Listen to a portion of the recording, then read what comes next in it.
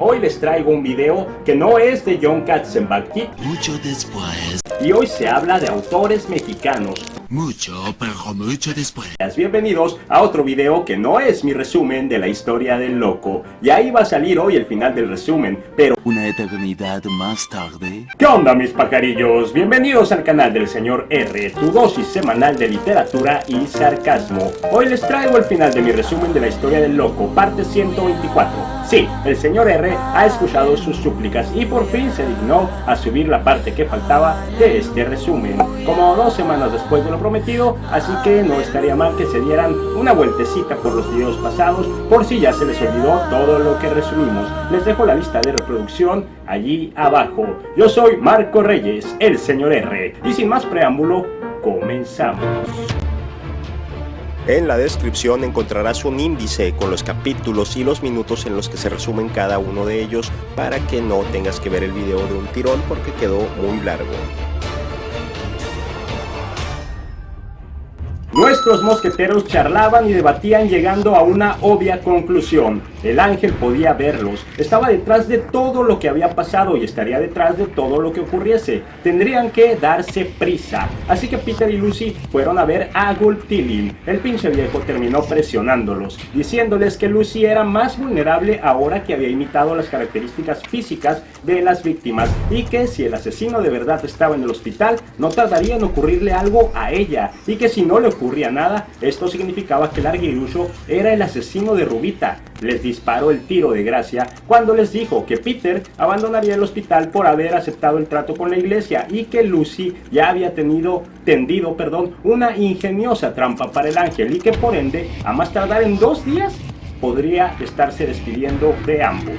Peter y Lucy sabían que el pinche ruco los estaba presionando, pero lo vieron como un reto y lo aceptaron. Y ya para pasarse de verga como el ojete que es, el pinche viejo obligó a Lucy a firmar un documento que absolviese de toda responsabilidad al hospital en caso de que a ella le ocurriera algo. Que por haberse pintado el pelo así, si algo llegaba a pasarle, la culpa era suya y no de la incompetente seguridad del hospital. Claro, lógicamente, traer el pelo teñido es como traer shorts cortos en Ciudad de México. Significa que te quieres morir y que el asesino tiene derecho a matarte. Ay, así de pendejo estaba Gultilil, nivel PRI. Pajarillo se había quedado solo y tuvo una idea. Pidió permiso para que lo dejaran salir al alta de visitas esa misma tarde. Él quería observar cómo era una visita, porque el ángel también debía saber cómo eran y cómo funcionaban. Negro Grande accedió a dejarlo salir y más adelante veremos por qué era tan importante que Francis saliera a ver las altas de visitas. En su mente se estaba empezando a pintar un cuadro y salir a observar esta visita era un trazo muy importante. Al otro lado del hospital, entre Peter, Lucy y Negro Chico, se forjó una estrategia igual de útil. Estaban en un mundo de puertas cerradas con llave y el hombre con las llaves, es decir el ángel, era la ley por excelencia. ¿Cómo podían poner una trampa a este hombre?, se preguntaron de repente, haciendo que abra la puerta donde estaremos esperándolo, aventuró Lucy. ¿Y qué puerta sería esa?, preguntó Peter. La puerta que me trajo aquí, la del puesto de enfermería donde estaba Rubita haciendo su guardia. Es ahí donde yo tengo que estar. Y yo nomás me pregunto por qué diablos no se les ocurrió esto antes. Digo, no es que la decisión que acaban de tomar dependa de los hechos de las últimas pinches 300 páginas. Mataron a Rubita al principio de la novela. Pudieron llegar a la misma conclusión desde mucho antes, pero la novela no se podía acabar en la página 200, así que hasta ahorita nos lo ponen. Volvemos con Don Francis escribiendo en la pared, que entre más escribe más loco se pone. De nuevo la voz del ángel le está susurrando amenazas imaginarias al oído. Nos estamos acercando al final, Francis, dijo el ángel. ¿Lo notas? ¿Lo sientes? Cálmate, Talía. ¿Te das cuenta de que casi se ha acabado? Tal como ocurrió años atrás, se acerca el momento de morir. Francis le lanzó otro cenicero para que se callara, pero lo único que consiguió fue hacerlo emputar más. ¿Crees que a alguien le importan tus garabatos idiotas? Pronto alguien verá los destrozos que hizo el loco, irá por una brocha y tapará hasta la última palabra. Además, no vivirás para terminar la historia. No lo permitiré. ¿Crees que podrás escribir el final? El final me pertenece y siempre me pertenecerá. Francis deseó que Peter estuviera allí para ayudarlo y el pinche ángel remató. Esta vez no puede ayudarte. Está muerto. Y es ahí donde el Catsi se pasó de lanza, pero de modo chingón, no como en Jaque, porque al leerla por primera vez no sabemos si esto es verdad o mentira, y de ser verdad tampoco sabemos cuándo es que ocurriría la muerte del bombero. Francis presenció las visitas del alta. Aunque todas fueran iguales, habría una que tenía que ser distinta a las demás. Ya estaba perdiendo la esperanza y solo quedaban 3 pacientes en espera. Negro Chico le dijo que ya tenían que irse, que se hacía tarde, pero Francis sabía que uno de esos 3 pacientes era el ángel. Así tenía que ser, porque en el resto de las visitas que presenció no había nada fuera de la rutina. Además, sus voces le gritaban que huyera, que allí corría peligro. A Rondamón ya le gustó salir aquí en mi canal. Oh, que la ch... Para cuando Francis se retiró de las visitas, Lucy ya había reflexionado en su plan para atrapar al ángel, que era el siguiente. Ella misma haría el turno de noche, que había resultado ser mortal para Rubita, y esperaría que el ángel apareciera. Ella sería la cabra atada, el ángel sería el depredador. Dejaría el intercomunicador encendido, que estaba conectado a la primera planta, donde los hermanos Moses aguardarían su señal. Como en el hospital siempre había gritos pidiendo ayuda, Lucy usaría la palabra Apolo. Cuando la oyeran los hermanos, correrían en su auxilio, y lo único que Lucy tenía que hacer era entretener al ángel hasta que los Moses llegaran. Además, también dejarían sin llave la puerta del dormitorio de los hombres, para que Francis y Peter funcionaran como refuerzos de último minuto en caso de ser necesarios. Es decir, en caso de que los Moses la quebraran con el ángel. Todo estaba perfectamente previsto de antemano. ¿Qué podía salir mal? Nada, seguramente, ni que estuviéramos en una novela del Catsi. Lucy se fue a su dormitorio y se preparó para la batalla. Se puso un uniforme de enfermera con el que se veía así toda preciosa, tanto que si estoy enfermo y la veo con eso puesto, me alivio. Y además del uniforme se guardó también una pistola en su bolso. Nadie sabía de la pistola, solo ella y nosotros, los lectores. Era un revólver Magnum no sé qué, el Katzenbach siempre usa el mismo revólver en todas sus putas novelas. Volvemos rápidamente con Don Francis, nada más para recordar que mientras estos hacían planes y estrategias, Pajarillo analizaba lo que vio en las visitas de altas. Nadie quería escucharlo cuando de todos él era el único que veía mejor las cosas. Y ya nada más para dejar un cliffhanger al final del capítulo, el ángel añadió: no quieres recordar esa noche, ¿verdad, Francis? La hora de morir se acerca, en esa noche y en esta. Y aquí es donde ya vamos entendiendo por qué la novela tiene 2 voces y 2 líneas de tiempo, porque al final se nos ofrecerán 2 clímax, el de Don Francis escribiendo en la pared y el de Pajarillo y sus loco aventuras en el western 20 años antes. Ya ven que no es tan densa como creían. Recordando lo que nos decía Don Francis, Pajarillo le dijo a Peter: así que te vas, pero ¿y el ángel? Esta noche lo atraparemos, y si no es hoy, pronto. Eso era lo que le chocaba a Francis, que nadie lo estaba escuchando. Peter y Lucy querían perseguir algo sólido y tangible, cuando en un hospital psiquiátrico esas cosas apenas si existen. Pero en vez de juzgar en voz alta, Francis se dio a la angustia que lo carcomía por dentro. Lucy se va y tú te vas. Ambos saldrán. Yo tampoco quiero quedarme más tiempo aquí. Mira, Pajarillo, te prometo una cosa. Cuando haya terminado el programa en el que me mandan y esté limpio, te sacaré de aquí. No sé cómo, pero lo haré. No te dejaré aquí. Ya más nochecito, Negro Chico le daba a Lucy las últimas indicaciones antes de dejarla puesta en bandeja de plata para el asesino que acechaba el hospital. Cuando usara la contraseña tenía que decir fuerte y claro Apolo, porque el intercomunicador era viejo y no andaba muy bien que digamos. También le explicó que por si el intercomunicador fallaba, Lucy solo tenía que marcar 022 en el teléfono, dejar que el timbre sonara 2 veces y colgar. Esa era la extensión del cuarto donde los Moses esperarían, y también entenderían los 2 timbrazos como una señal de auxilios igual que la de Apolo. Así que Negro Chico partió y Lucy colocó la bolsa que contenía la pistola junto al teléfono, sus 2 últimos recursos. Después Lucy bajó hasta el dormitorio de los hombres a quitarle la llave a la puerta para que los primeros 2 últimos recursos, Francis y Peter, pudieran salir en caso de ser necesarios. Solo entonces volvió al cuarto de enfermería y esperó allí hasta la medianoche. En el cuarto de los hombres, donde Francis yacía rígido en la cama, se escuchó un sonido, el sonido que emite una franja cuando le pones la llave. Alguien había vuelto a cerrar la puerta que Lucy había bajado a abrir unos minutos atrás.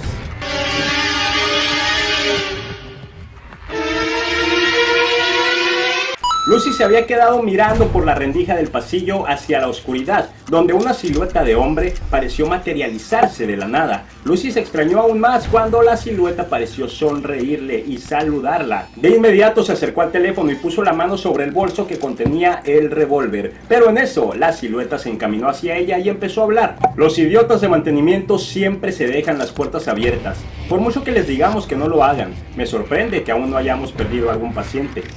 Lucy se relajó y la silueta continuó acercándose hacia la puerta y continuó hablando. El señor Moses me ha pedido que venga a ver cómo está. Dice que es su primera noche. Estoy bien, respondió Lucy con la mano sobre la culata de la pistola. Dele las gracias de mi parte, pero no necesito su ayuda. El auxiliar se acercó un poquito más. Ya, el turno de noche consiste en estar solo y aburrido, pero puede dar miedo pasada la medianoche. ¿Por qué no bajó el señor Moses en lugar de enviarlo? Unos pacientes tuvieron sus más y sus menos y tuvo que llevárselos a observación para que les administraran una inyección de Adol. Dejó a su hermano en el puesto y me pidió a mí que bajara aquí. Pero parece que usted tiene todo bajo control. ¿Puedo ayudarle en algo antes de volver a subir? Para estas alturas el hombre ya estaba tan cerca de la puerta que a pesar de la rendija a través de la cual hablaban, Lucy pudo sentir el calor que había entre ambos y hasta le miró las manos vacías. No, él no llevaba ningún arma y portaba el uniforme completo de los auxiliares. También lo vio a los ojos. Ni la luz de la locura ni la oscuridad de la muerte se asomaba en ellos. El hombre siguió hablando. Bueno, siento haberla sobresaltado. Debí haberla llamado antes para avisarle que bajaba. O quizá el señor Moses debió haberlo hecho. No se preocupe, dijo Lucy, todavía con el revólver en la mano. He de llamar al señor Moses para decirle que he vuelto. ¿Puedo? Adelante, pero disculpe, ¿no recuerdo su nombre? Lo siento, en realidad no se lo he dicho. Y así sin más, el hombre metió la mano por la rendija y tomó el teléfono. Acto seguido marcó un número y Lucy vio sobresaltada que no era la extensión 022, el de los hermanos. Entonces ella quiso gritar, oiga, ese no es... Demasiado tarde, baby. El hombre alzó el auricular para estrellárselo en la mandíbula con la brutalidad de un puñetazo de box. Después, con la otra mano, la tomó de la ropa y la jaló hacia él. La rendija que servía para protegerla fue el punto de impacto donde el ángel le estrelló la cara 2, 3, 4 veces. Lucy ya no pensaba, explosiones rojas de dolor le invadieron los pensamientos y cuando se quiso dar cuenta ya había caído de bruces al piso y el arma que tenía en la mano se había deslizado por el suelo a varios metros de ella. El ataque fue letal, veloz y silencioso. El ángel abrió la puerta con una calma absoluta y entró. Le propinó una patada en las costillas que arrancó a Lucy el poco aliento que le quedaba y sin más se agachó junto a ella y le espetó. ¿Te acuerdas de mí? Lo que más horror causó en Lucy fue que los años parecieron no haber pasado. Solo entonces, en la intimidad, el dolor y la cercanía, reconoció la voz de su agresor. Ese primer ataque en la Facultad de Derecho que le cambió la vida y encaminó su carrera, el cual está narrado en este video, cuyo link encontrarás en la descripción y en esta etiqueta para que vayas y lo veas. Sí, ¿en qué estábamos? En la habitación de los pacientes, Peter se dio cuenta de que la puerta que debería estar abierta ahora estaba cerrada. Pajarillo se unió a él, trataron de abrirla, forzándola. Nada, la puerta no cedía. En el puesto de enfermería, el ataque contra Lucy continuaba. Ahora el ángel estaba posado sobre ella, inmovilizándole los brazos con sus rodillas. Lucy no podía zafarse. La hinchazón de los golpes ya le había cerrado un ojo y el dolor ya le estaba nublando los pensamientos. Aún así, se le heló la sangre cuando el ángel sacó un cuchillo y le espetó. No te muevas y no te mueras demasiado rápido, Lucy Jones. No después de todo este tiempo. Ella se quedó rígida de miedo y el ángel aprovechó para levantarse e ir a cortar la línea telefónica. Después se le volvió a poner encima y le dijo, ahora una pequeña charla antes de que ocurra lo inevitable. ¿Tienes idea de lo cerca que he estado de ti? ¿Sabes que he estado a tu lado en cada paso que has dado día a día, semana tras semana, hasta llegar a sumar años? Que siempre he estado tan cerca que podía haber alargado la mano para tocarte, tan cerca que aspiraba tu fragancia y te oía respirar. Siempre he estado a tu lado, Lucy Jones, desde la noche en que nos conocimos. Lo has hecho bien. Aprendiste todas tus lecciones en la Facultad de Derecho, incluida la que te enseñé yo. Pero ahora solo queda tiempo para una última lección. Y dicho esto, le puso la hoja del cuchillo en el cuello. En el dormitorio de los enfermos, Francis y Peter siguieron luchando con un esfuerzo inútil en abrir la puerta a empujones, hasta que a Pajarillo se le ocurrió ir a desarmar uno de los montantes de la cama para usarlo como palanca y abrir la puerta a la fuerza. Peter corrió en su ayuda y ambos empezaron a tirar con tanta fuerza que gruñían y apretaban los dientes. Lucy Jones, apretujada contra el suelo y con el cuchillo a nada de rebanarle la yugular, en su impotencia sabía que era cuestión de segundos para que muriera. Tenía que pensar con calma a pesar del dolor y el miedo que sentía y conseguir como mínimo un poco más de tiempo. Como ya sabemos que de tonta no tiene nada, con la poca voz que tenía, chilló: «Siempre supimos que eras tú». «Mientes», dijo el ángel, apretándole el cuchillo contra la piel. Lucy supo que había ganado no una nueva oportunidad de vivir, sino unos cuantos segundos de duda en la mente del ángel. ¿Ya? Ok. Francis y Peter hicieron tanto ruido tirando del montante que despertaron a todos los hombres del dormitorio, que empezaron a levantarse como zombies en un cementerio. Los loquitos preguntaron qué estaba pasando, y cuando Francis les dijo que necesitaba abrir la puerta, uno de los locos, el grandulón que tenía retraso mental y siempre andaba con un muñeco de peluche abrazado, salió de entre los otros, arrancó de un tajo la montura de la cama y se la entregó a Peter, que de inmediato corrió a trabarla entre la puerta, donde ellos, el grandulón y el bombero, empezaron a tirar con fuerza. Ahora los tres. Los demás locos siguieron preguntando qué ocurría afuera, y cuando Pajarillo les dijo que el ángel estaba allí, todos se cagaron de miedo y empezaron a argumentar que la puerta debía permanecer cerrada, pues así estarían a salvo del ángel. A lo que Francis, con lo que quizás sea el mejor de los discursos que dio durante toda la novela, les respondió: musiquita de discurso chingón de fondo, «No, el ángel matará a la señorita Jones si no la ayudamos. Es como dijo Larguirucho, tenemos que afrontar la situación, protegernos del mal, tomar medidas, levantarnos y luchar.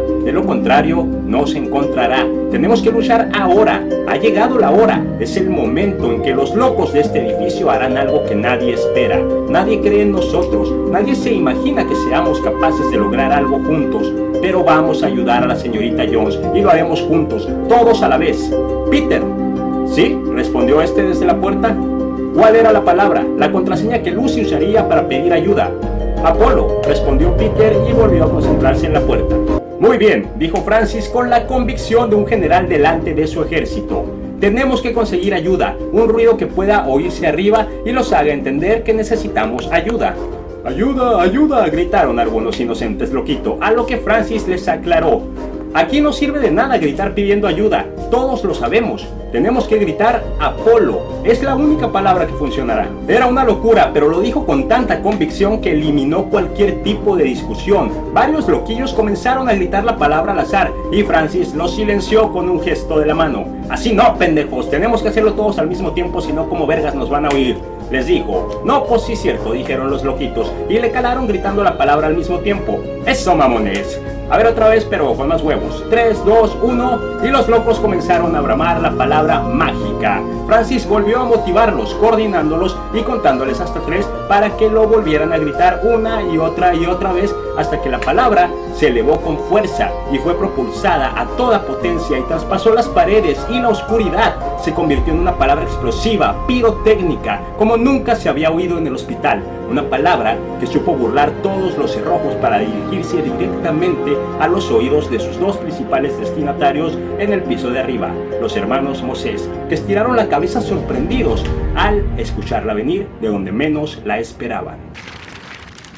Entre los horrores de su ataque, Lucy podía escuchar los gritos de los locos haciendo sonar la palabra clave hasta en el puesto de enfermería, y si Lucy podía escucharla, el ángel también. «¿Qué significa?», preguntó este. «Saben que estás aquí y vienen a buscarte». «¿Quiénes?».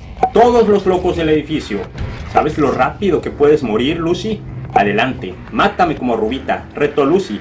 «No te mataré como a ellas. Ellas murieron para traerte hasta mí.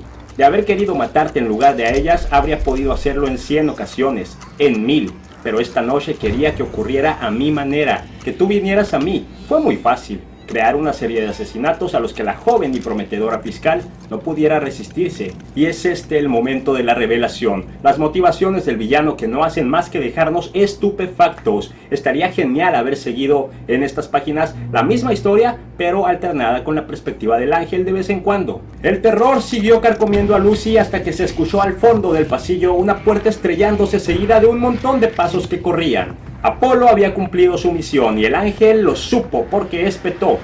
«Esta noche Lucy tiene suerte. No creo que pueda quedarme más rato». Solo entonces se le quitó de encima, como un jinete que desmonta su caballo, y antes de huir añadió: Una vez te di algo para que me recordaras cada vez que te miraras al espejo.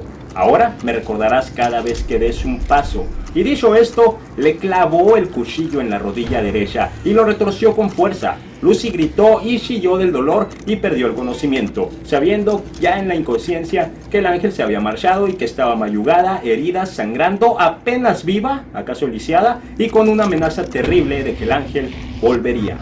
En la habitación de los hombres, cuando por fin pudieron forzar la puerta, Peter salió disparado seguido detrás de Francis y los demás pacientes que, impulsados por la energía del momento, dejaron atrás su locura y, como era de esperarse, Napoleón se puso al frente, alzando el puño y pretendiendo dirigir el ataque.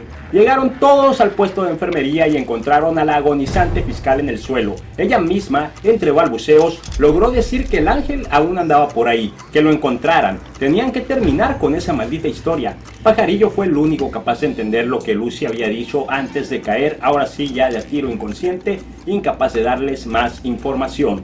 ¿El ángel dónde está?, preguntó a Peter y a los demás que estaban ahí. Volveremos con Don Francis escribiendo en la pared, pero eso nos vale madre. Yo quiero leer los madrazos finales entre los locos y el ángel, así que con su permiso nos vamos a saltar esta parte para irnos a la parte buena. Ay, ¿por qué no hiciste eso desde el principio? Hubieras acabado en 3 videos. Cállate. Francis y Peter aplicaron un rápido estudio digno de mentes criminales. Asumieron que el ángel no se había presentado allí sin tener una salida de emergencia y que tampoco querría perderse de los últimos momentos de Lucy. El único sitio que ofrecía ambas cosas era el sótano del hospital, al cual se podía llegar arrastrándose desde el ducto de ventilación. Francis y Peter no tardaron en arrancar la rendija de ventilación y disponerse a bajar, no sin que antes Peter tomara del suelo el arma de Lucy y advirtiera a Negro Chico: mire, señor Moses, si no volvemos en menos de 5 minutos... Negro Chico no lo dejó terminar y asintió diciéndole que sí, que se fuera para abajo a la chingada, que en cuanto llegara la ayuda estaría con ellos. Llegaron hasta el sótano, un cuarto enorme, apenas iluminado con una bombilla, donde el suelo estaba lleno de todo tipo de obstáculos: cajas de cartón, camas mohosas y malolientes y demás cosillas. Pronto ambos se sintieron confundidos, desorientados, asustados y tensos, y el lector tampoco se queda atrás con el ritmo y la narración que adopta el Catsi en esta parte, Los dos mosqueteros que quedaban en pie dieron con otra rendija en la pared que daba a algún otro lugar del sótano, igual de mal iluminado que el primero. Se metieron por allí sin dudarlo, avanzaron arrastrándose por el túnel hasta llegar a otra habitación. Una vez en ella, a Francis la cosa comenzó a olerle mal, muy mal. No se les había embarrado la cara con telarañas como en el primero, o sea que alguien había pasado por allí antes que ellos, y para confirmar su idea, de repente, la poquísima luz que había en ese cuarto se apagó. Nuestro dueto entrañable estaba en total desventaja. El ángel estaba en terreno conocido, mientras que ellos solo habían observado aquel cuartucho por unos segundos. Peter tenía el revólver, sí, pero de mucho le iba a servir si estaba a oscuras y no podía apuntar, mientras que el ángel tenía un cuchillo y podía matarlos con solo reducir la distancia. Oyeron un ruido sordo a sus espaldas y se volvieron enseguida. Peter, presa de la tensión, disparó el arma sin herir a nadie. El fogonazo del disparo solo sirvió para revelar al villano dónde estaban parados. Algo atacó a Pajarillo desde el suelo, haciéndolo caer y golpearse en la cabeza. Confundido y desorientado, solo pudo escuchar que en algún punto de aquella oscuridad el ángel y Peter estaban enzarzados en una pelea. Mientras peleaba en la oscuridad, Peter solo sabía que estaba muy herido del brazo, que sangraba a chorros, que el revólver se le había escapado de la mano cuando el ángel lo embistió y que lo único que tenía para defenderse eran sus ansias de vivir. Quiso soltar un puñetazo al ángel y solo consiguió ser herido nuevamente con el cuchillo. No una ni dos, sino que recibió varias estocadas, y a fin de detenerlas no pudo hacer más que cubrirse con los brazos y tratar de conectar alguna que otra patada con su rival. Esfuerzo inútil, le estaban dando una putiza y era cuestión de nada a que la hoja afilada se le clavara en alguna arteria importante. Así que volvió a lanzar arañazos y golpes a lo desgraciado, hasta que uno de ellos golpeó el mentón del ángel y supo que el cuello del enemigo estaba cerca, pero de nada le sirvió, porque una cuchillada se le hundió en el estómago y dirigió sus manos a detener el cuchillo en vez de atacar, tratando de retrasar lo inevitable, incapaz de aceptar que su muerte ya era un hecho. Solo entonces, como salida de la nada, una fuerza inmensa de potencia insólita embistió con brutalidad a los dos rivales. Era Pajarillo, que después de derribarlos estaba colgado a la espalda del ángel, tratando de rodearle el cuello con el brazo. Peter no tenía idea de dónde carajos Francis había adquirido aquella fuerza. De repente el ángel se vio rodeado por los dos hombres, uno herido por el cuchillo y otro enloquecido por sus miedos. El villano de esta historia no supo a cuál de los dos debía atacar primero, dada la avalancha de golpes que le llegaban desde la posición de ambos. Se retorcía y se revolvía sin poder decidirse.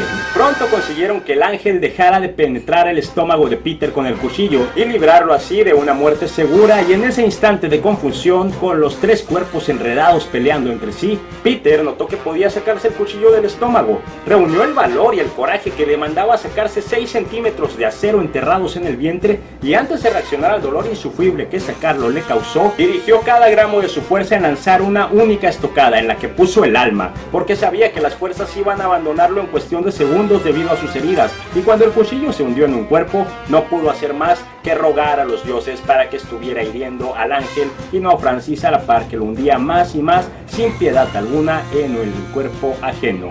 De repente el ángel gritó de dolor o de rabia porque su propia arma lo había traicionado. Sus alaridos combinaron a la perfección con la oscuridad y la muerte, y Peter tuvo más fuerzas todavía para atravesar el pecho del ángel hasta que la punta afilada se le hundió en el corazón, ese que el ángel creía no necesitar. El ángel cayó al suelo con Francis aún agarrado a su espalda. El aliento escapaba cada vez más lento por la boca del monstruo, emitiendo estertores que anunciaban su inminente muerte.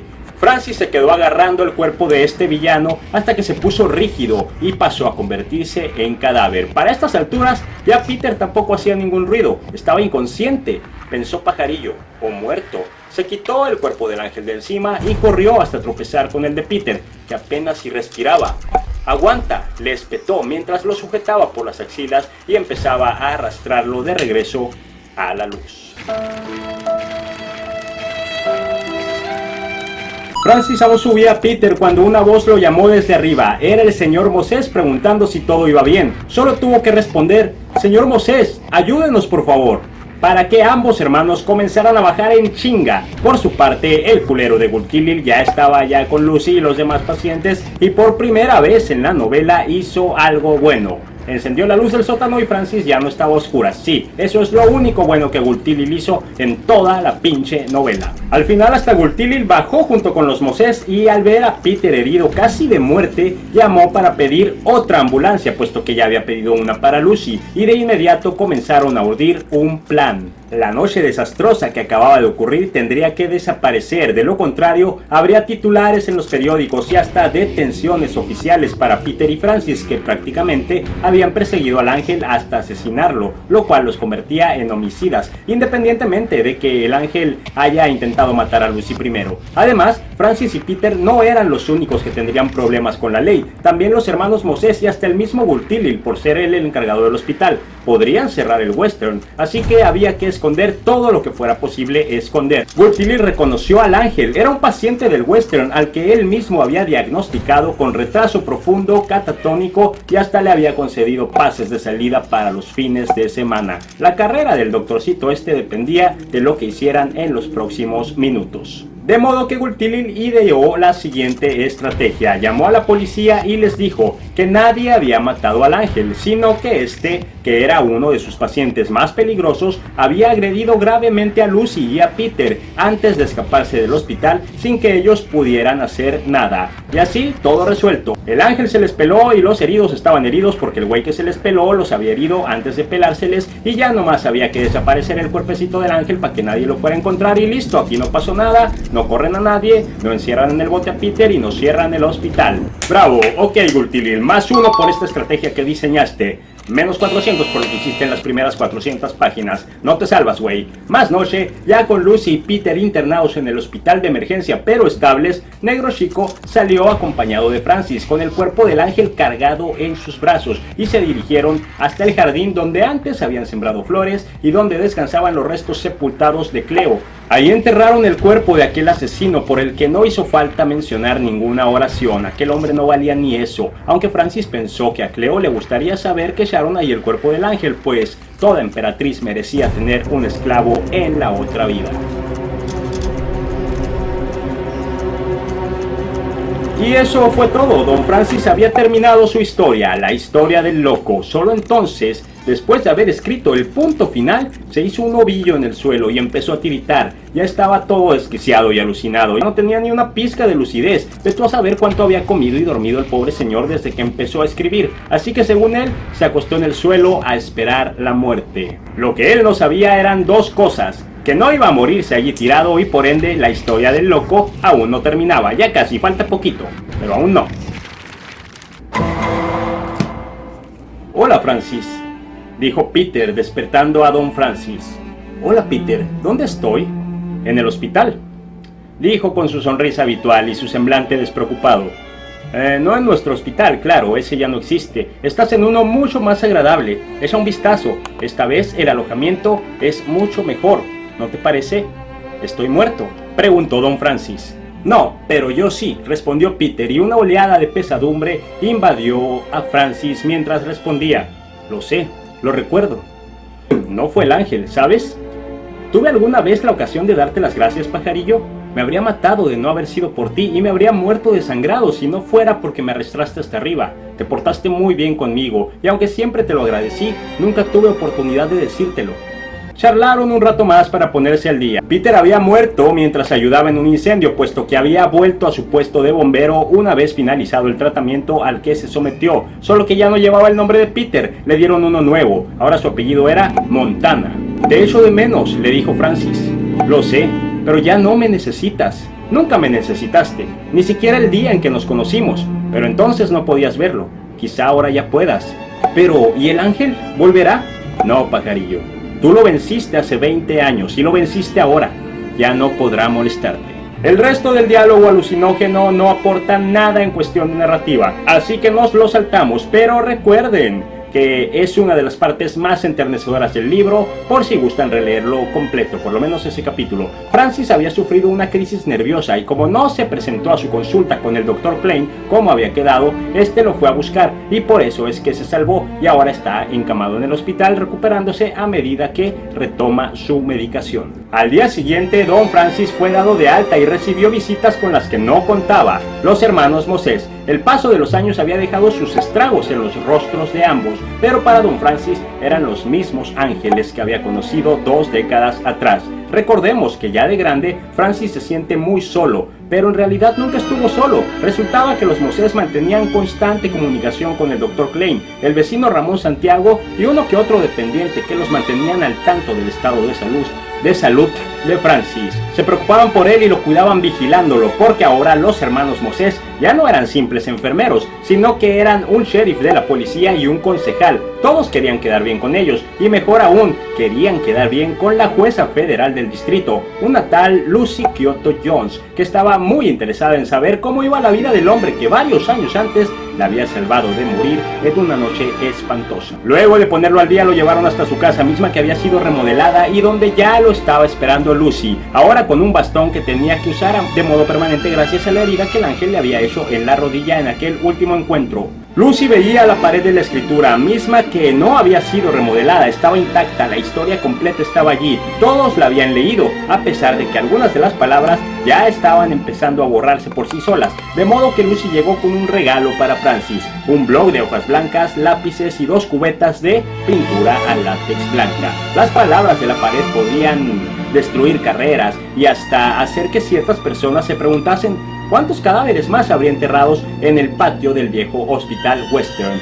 La intimidad del papel las protegería. Además que Francis tenía todo el derecho del mundo a contar la historia. Su historia, la historia del loco, era suya y de nadie más, le pertenecía a Pajarillo, y él lo sabía tan bien como ellos. Así que una vez que se despidieron, con los ojos empapados en lágrimas, no perdió el tiempo. Acomodó una mesa, los blocs de papel y los lápices, sin caer en crisis nerviosas esta vez, sin miedo a los recuerdos, sabedor de que sus amigos estaban con él, a pesar de no tenerlos cerca, y disfrutando del proceso comenzó a copiar palabra por palabra todo lo que estaba escrito en la pared, seguro de que la pintura a látex blanca podía esperar un par de días.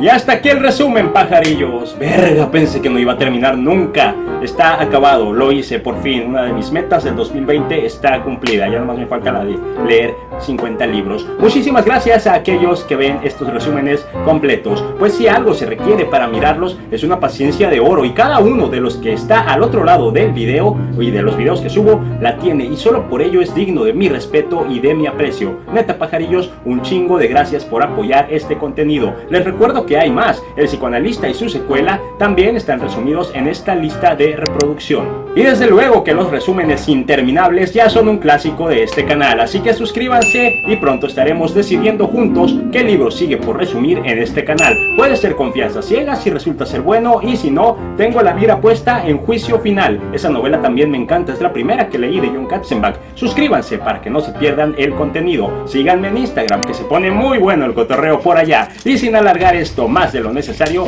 se despide de ustedes Marco Reyes, el señor R. Y no olviden que larga vida a los libros. Bye, quedó bien largo esto.